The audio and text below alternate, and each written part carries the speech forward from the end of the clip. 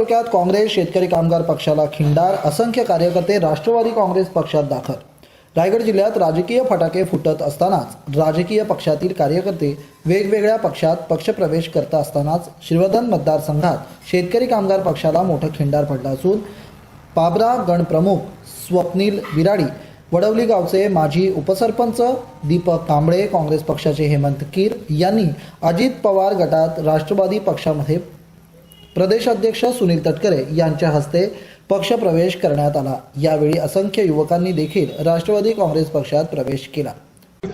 Sunilji Pednekar, Ankit Pednekar, Samit Pednekar, Anuj खेऊर, Shashank खेऊर, Omkar Pednekar,